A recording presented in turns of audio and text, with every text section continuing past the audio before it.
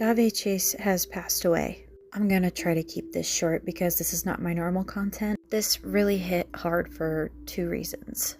One, she's only about a year and a half older than me. And two, she was one of my biggest inspirations for wanting to get into comics and at one point animation. And I think we all agree 35 is way too goddamn young to pass away. I got to thinking about Lilo and Stitch and how formative it was in my art journey as a kid, and how it's had such an impact on me that it influenced these two characters that I'm drawing right here. The little creature is Clausy, a shrow. A little girl's going through some name changes because I'm rewriting the story. This story was supposed to be my Lilo and Stitch.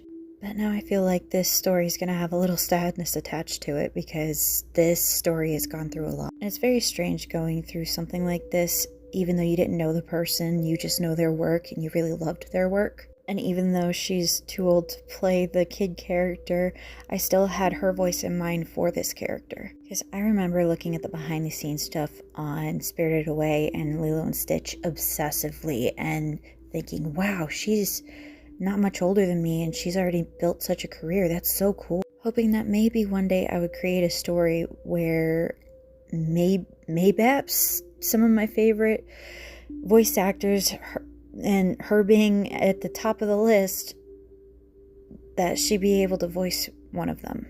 And even though it's a little daydream and it's probably never going to happen, it's still sad.